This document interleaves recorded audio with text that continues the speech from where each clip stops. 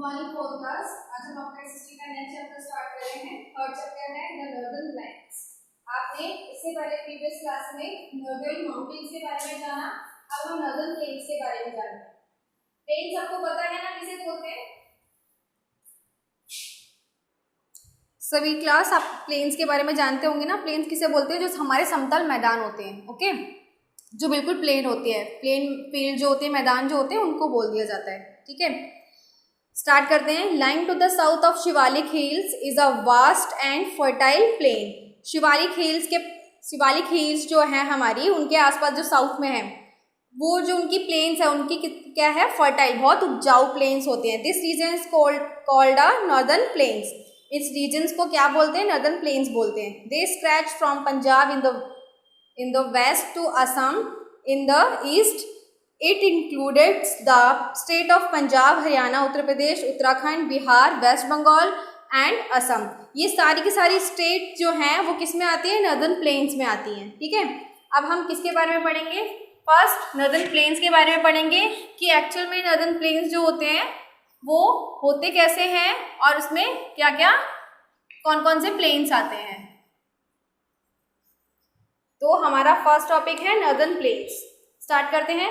The northern plains are flat level land. जो हमारे northern plains होते हैं वो कैसे होते हैं? फ्लैट लेवल लैंड होते हैं। कैसे? फ्लैट, बिल्कुल चपटे जो होते हैं वैसे उस तरीके की जमीन होती है। Many peninsular reverse which originate in the Himalayas. बहुत सारी जो रिवर्स हैं वो कहाँ से ओरिजिनेट होती है? उनका उद्गम स्थान कहाँ है? हिमालय से ओरिजिनेट होती है। Flow through the plains, these rivers thus make the plains rich and fertile. बहुत ज़्यादा कैसी उनकी जो भूमि होती है, जो प्लेन्स होते हैं वहाँ की कैसी होती है? बहुत ज़्यादा फर्टाइल होती है। फर्टाइल किसको बोलते हैं? जो बहुत ज़्यादा उपजाऊ होती है उसको फर्टाइल बोलते हैं। A wide variety of crops grow here. बहुत टाइप्स की जो वेराइटीज होते हैं, अलग अलग प्रकार जो होते हैं क्रॉप्स के, फसलों के अलग अलग प्रकार जो होते हैं वो यहाँ पे ग्रो होते हैं। The Indus, Ganga and Brahmaputra river divided the northern plains into 3 basin. हमारी 3 तरह की जो रिवर्स हैं वो किसको डिवाइड करती हैं? पहले तो रिवर्स के नेम बताऊं मैं। इंडस, गंगा, ब्रह्मपुत्र, ये रिवर्स जो हैं वो डिवाइड करती हैं हमारे नॉर्दर्न प्लेन्स को। नॉर्दर्न प्लेन्स को डिवाइड करती हैं कितने पार्ट्स में? 3 पार्ट्स में डिवाइड करती हैं। देखते हैं, सबसे पहले पढ़ते हैं कि हम बेसिन क्या होता है हमारा। नॉर्दर्न प्लेन्स में ही क्या आता है हमारा टॉपिक? बेसिन। तो आपको ये जानना है कि एक्चुअल में बेसिन की जो है वो होता क्या है। A basin is an area watered by a river and its tributaries. जो हमारी रिवर्स होती हैं, जैसे कि आपने ऐसा देखा है ना, जो 2 बड़े बड़े माउंटेन्स जा रहे होते हैं, उनके बीच में से फ्लो करके वाटर जा रहा होता है। ओके, इस तरीके के जो आपने जगहें देखी हैं उनको क्या बोल दिया जाता है? बेसिन बोल दिया जाता है। जो रिवर है हमारी 2 बड़े बड़े पहाड़ों के बीच में से होती हुई जा रही है, ठीक है, बड़े बड़े माउंटेन्स जो हैं उनके बीच में से होती हुई जा रही है, तो उनको क्या बोल दिया जाता है? बेसिन बोल दिया जाता है। और नॉर्दर्न प्लेन में ज़्यादातर इस तरीके से ही बेसिन्स होते हैं। ओके, तो ये बेसिन जो हमारे होते हैं वो कैसे 3 पार्ट्स में जो डिवाइड है बेसिन, कौन कौन से हैं? फर्स्ट आपका है Sutlej basin in the west, west में Sutlej basin. The Ganga basin in the middle, Ganga basin कहाँ है? मिडल में, मतलब बीच में। The Brahmaputra basin in the east, Brahmaputra basin जो है वो कहाँ है? ईस्ट में, यानी कि ईस्ट, वेस्ट और मिडल तीनों एक ही साइड। सबसे पहले पढ़ते हैं हम सतलुज बेसिन के बारे में। ओके, हमारा आता है Sutlej basin.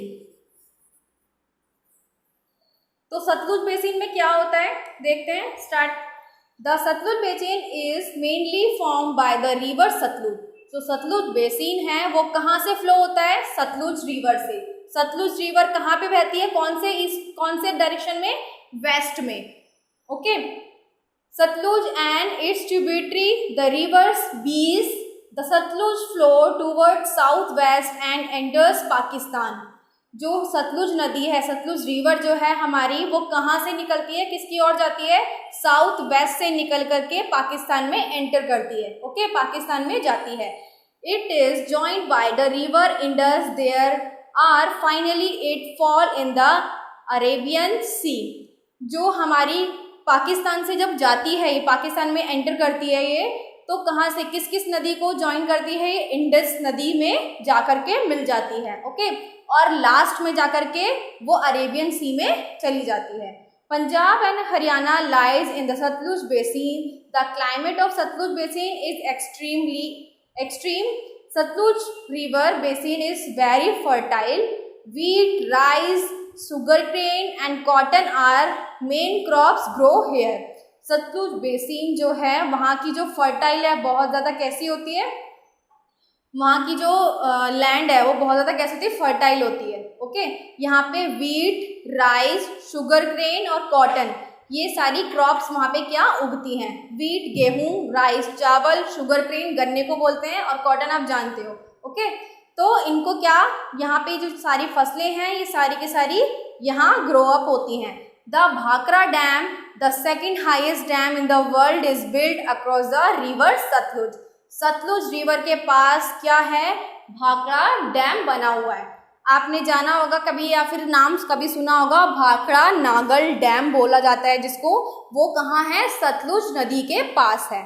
Okay, the river Satluj, Amritsar, Chandigarh, Ludhiana, Jalandhar, Ambala are important cities of this basin. ये जितनी भी सिटीज़ मैंने बताई है, अमृतसर, चंडीगढ़, लुधियाना, जालंधर, अंबाला, ये सारी की सारी इम्पॉर्टेंट सिटी हैं किसके लिए, सतलुज बेसिन के लिए। ओके, तो सतलुज बेसिन इस तरीके से होती है, आपने जान लिया। कहाँ से निकलती है ये, साउथ वेस्ट से निकल करके, और कहाँ पे एंट्री करती है, पाकिस्तान में एंट्री करती है, और लास्ट में जाकर के इंडस नदी से मिल करके लास्ट में अरेबियन सी में चली जाती है। अब नेक्स्ट सेकंड वाली जो बेसिन थी वो क्या है आपकी, गंगा बेसिन। फर्स्ट आपने सतलुज बेसिन पढ़ा, अब आप गंगा बेसिन पढ़ेंगे। ये जो आप बेसिन पढ़ रहे हैं, मैंने पहले ही आपको बताई थी कि जो हमारी इंडस, गंगा और ब्रह्मपुत्र है, ये रिवर नॉर्दर्न प्लेन्स को डिवाइड करती है 3 पार्ट्स में। Indus, Ganga, Brahmaputra northern plains को 3 पार्ट में डिवाइड करती हैं, और वो 3 पार्ट जो हैं बेसिन के नाम से जाना जाता है। उन 3 पार्ट्स को किसके नाम से, बेसिन के नाम से जाना जाता है, जिसमें फर्स्ट आपका बेसिन आता है सतलुज बेसिन, सेकंड आता है गंगा बेसिन, और थर्ड आपका आता है ब्रह्मपुत्र बेसिन। तो आप फर्स्ट आपने पढ़ लिया है सतलुज बेसिन, अब आप सेकंड पढ़ रहे हैं Ganga basin. Okay, river Ganga originate in the Himalayas at Gaumukh. जो हमारी गंगा रिवर है वो कहाँ से निकलती है, हिमालय से निकलती है, और हिमालय में भी कहाँ से, गौमुख से। Gangotri and IC glacier is the source of river Ganga. Gangotri जो है हमारी, जो गंगा नदी, गंगा जो रिवर है उसका क्या है, ओरिजिनेट होती है वहाँ से, गंगोत्री से। गंगोत्री में एक आईसी ग्लेशियर है, वहाँ से वो उसका सोर्स है। जो रिवर गंगा है हमारी, जो ग्लेशियर है गंगोत्री, वहाँ से उसका सोर्स है, वहाँ से वो निकलती है। Yamunotri glacier is the source of river Yamuna, और यमुनोत्री ग्लेशियर जो है वो रिवर यमुना का क्या है, सोर्स है। गंगोत्री ग्लेशियर गंगा का सोर्स है, और यमुनोत्री ग्लेशियर यमुना का सोर्स है। Okay, as the glacier melt during summer, ये सारे के सारे जो ग्लेशियर है ये मेल्ट हो जाते हैं कहाँ, कब, ड्यूरिंग समर, मतलब गर्मियों के सीजन में। They from perennial rivers, river Ganga enters the plain at Haridwar. जो रिवर गंगा है वो एंट्री करती है कहाँ से निकल के, गौमुख से निकल करके एंट्री करती है कहाँ, हरिद्वार में। Kosi, Gandak, Gangdhara, Gomti, Chambal, Son and Damodar are the other tributes of river Ganga. ये गंगा के क्या हैं, सारे ट्रिब्यूटर्स हैं। ट्रिब्यूटर्स मतलब जहाँ पर आकर के वो मिल जाती है सभी से। ओके, हरिद्वार में जाकर के सीधा कोशी, गंगधर, गंगधारा, गोमती, चंबल, यहाँ से होती हुई वो जाती है। Many important town are situated along this river. बहुत सारे क्या हैं यहाँ पे टाउन अलग अलग बसे हुए हैं इस रिवर के किनारे। As there is plenty of water available and the soil is rich many crops like jute, rice, wheat and sugarcane grow well here. यहाँ पे जैसे कि सतलुज बेसिन में आपने जो क्रॉप्स पढ़ी थी, wheat, rice, sugarcane, cotton, same वैसे ही यहाँ पे भी क्रॉप्स होती है गंगा बेसिन में. कौन कौन सी? Jute, rice, wheat, sugarcane. Okay, the Ganga plain is the most densely populated region due to these reason. Okay, यहाँ पे गंगा प्लेन जो है वो बहुत ज़्यादा कैसी है? Polluted region due to this region. इन रीजन्स की वजह से यहाँ की जो गंगा है बहुत ज़्यादा कैसी है? पॉल्यूटेड है. ओके, तो ये क्रॉप्स वहाँ पे उगते हैं सारे के सारे. और इसमें आपने ये भी पढ़ा कि यहाँ ये कहाँ से होकर के निकलती है, और इसका मेनली जो ओरिजिनेट सोर्स है वो कहाँ है? हिमालय में गौमुख. ओके, अब नेक्स्ट आपका थर्ड आता है ब्रह्मपुत्र बेसिन. आपने 2 बेसिन पढ़ लिए हैं, सतलुज और गंगा. अब नेक्स्ट है आपका Brahmaputra.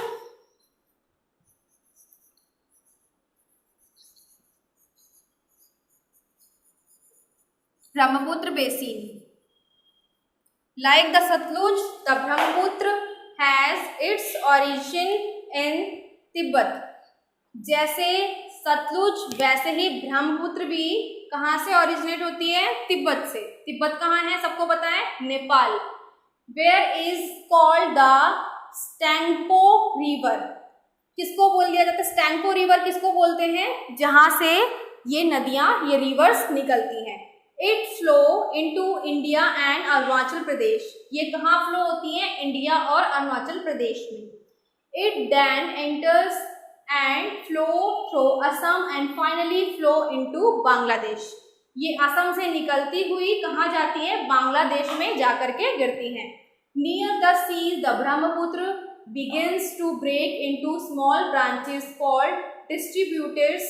The same happens with the Ganga as it nears the sea. जिस तरीके से गंगा भी जहाँ से होती हुई निकलती है, सेम वैसे ही ब्रह्मपुत्र भी उन्हीं डिस्ट्रीब्यूटर्स से होती हुई निकलती है. जैसे कि गंगधरा, गोमती, चंबल, यहाँ से होती हुई ब्रह्मपुत्र भी निकलती है. Together the branches from a triangular swampy area known as the delta.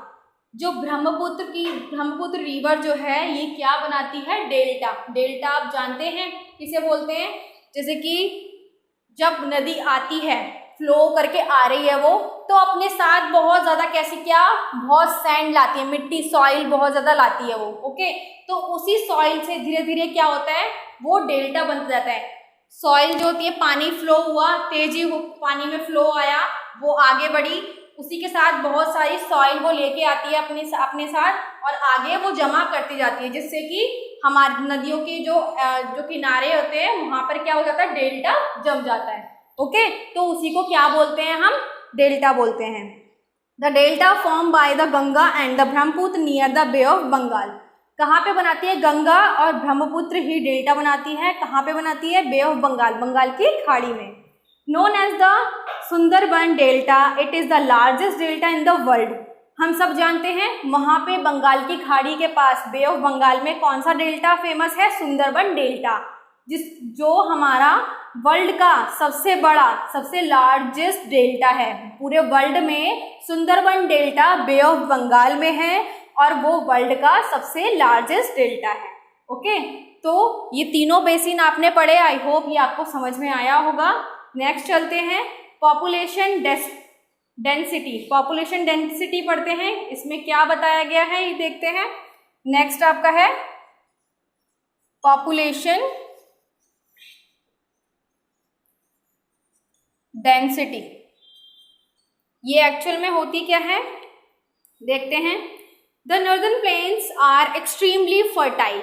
जो नॉर्दर्न प्लेन है वो बहुत ज़्यादा कैसा है? उपजाऊ है. बहुत ज़्यादा वहाँ पर सॉइल उसकी ऐसी है कि बहुत ज़्यादा अधिक क्रॉप्स वहाँ पर उगती हैं. अलग अलग टाइप्स की क्रॉप्स वहाँ पे उगाई जाती हैं. ओके, तो इसलिए उस बहुत ज़्यादा वहाँ की जो प्लेन्स हैं वो कैसे हैं? फर्टाइल हैं. They produce large quantities of food crops.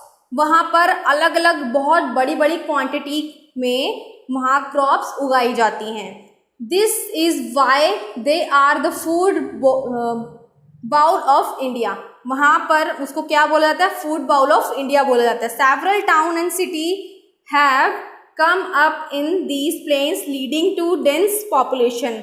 Some of the major cities, the plains include Amritsar, Jalandhar, Ludhiana, Chandigarh, Delhi, Mathura, Haridwar, Agra, Allahabad, Banaras, Varanasi, Patna, Lucknow, Kolkata, Dibrugarh, Tezpur and Guwahati.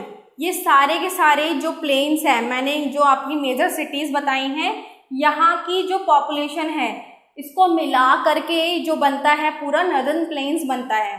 Okay, ये यहाँ की जो पॉपुलेशन है वो इतनी ज़्यादा है कि यहाँ पे जितनी भी क्रॉप्स, जितनी भी सारी अलग अलग सिटीज़ में जो लार्ज क्वांटिटी में फूड क्रॉप्स उगाई जाती हैं, सारी की सारी इन जगहों पे ये पहुँच जाती हैं। अमृतसर, जालंधर, लुधियाना, चंडीगढ़, दिल्ली, मथुरा, हरिद्वार, आगरा, इलाहाबाद, वाराणसी, पटना, लखनऊ, इन सभी जगहों पर ये क्रॉप्स जाती हैं ज़्यादातर। ओके, अब नेक्स्ट पढ़ते हैं important of the northern plains. Northern plains में क्या इम्पॉर्टेंट है ऐसा? The soil of the plains is very good for growing crops. वहाँ की जो सॉइल है बहुत ज़्यादा अच्छी है क्रॉप्स के उगने के लिए, फसलों के उगने के लिए। Unlike the Himalayas the plains are not very cold. वो वहाँ का जो प्लेन्स है वो बहुत ज़्यादा ठंडा नहीं रहता। Okay, and so people have settled here in large numbers. इसलिए वहाँ पे जो लोग हैं वो बड़ी बड़ी क्वांटिटीज़ में वहाँ पर जा कर के बस जाते हैं, वहाँ पे रहने लग जाते हैं। Okay, many ancient cities such as Patna, Kolkata, Varanasi and Delhi have grown on the bank of the rivers. जो अलग अलग पुरानी सिटीज़ जो बसी हुई हैं, जैसे कि पटना, कोलकाता, वाराणसी, दिल्ली, ये सारी की सारी कैसी हैं? रिवर्स के किनारे बसी हुई हैं। मतलब जैसे दिल्ली है, दिल्ली किसके किनारे है? यमुना नदी के किनारे। कोलकाता किसके किनारे है? वो अलग हुगली नदी के किनारे। ठीक है, तो ऐसे ही अलग अलग पटना भी, कोलकाता, वाराणसी, दिल्ली, ये सारे के सारे जितने भी मैंने 4 सिटीज़ बताई है आपको, ये सारी किसी न किसी नदी के किनारे बसे हुए हैं। इसलिए यहाँ की जो मिट्टी है बहुत ज़्यादा कैसी है? उपजाऊ है। यहाँ पे कोई भी क्रॉप्स आसानी से उगाई जाती है। As the land is flat here, वहाँ की जो लैंड है वो कैसी है? Flat. There exist a good network of road and railways. यहाँ के जो नेटवर्क्स हैं, रेलवेज हो या रोडवेज हो, बहुत ज़्यादा गुड है, मतलब बहुत अच्छे नेटवर्क्स हैं। ईजिली हम एक जगह से दूसरी जगह जा सकते हैं, बहुत आसानी से हम कहीं पर हमें दूर जाने के लिए अलग अलग वहाँ पे रोडवेज और रेलवेज की सुविधा उपलब्ध है, मतलब हमें मिल जाती है आसानी से। This help is transporting the food produced here to other parts of the country. यहाँ से कंट्री के अलग अलग पार्ट्स में भी फूड क्या होता है? सप्लाई होता है। क्यों? क्योंकि यहाँ पे ज़्यादातर क्रॉप्स उगाई जाती है और वो ही क्रॉप्स जो है वो कंट्री के अलग अलग पार्ट्स में यहाँ से भेजा जाता है। ओके, तो इस तरीके से ये आपका चैप्टर फिनिश होता है। आई होप ये चैप्टर आपको समझ में आया होगा। नॉर्दर्न प्लेन्स में आपने पढ़ा कि कौन कौन से बेसिन होते हैं और उनकी इम्पोर्टेंस क्या क्या होती है और हमारे नॉर्दर्न प्लेन्स की इम्पोर्टेंस क्या है। ओके क्लास, आज यहाँ पे ख़त्म करते हैं, बाकी का नेक्स्ट क्लास में कराऊंगी। और ये आपका जो बैक एक्सरसाइज है वो आपको शेयर कर दिया जाएगा। Okay bye, take care.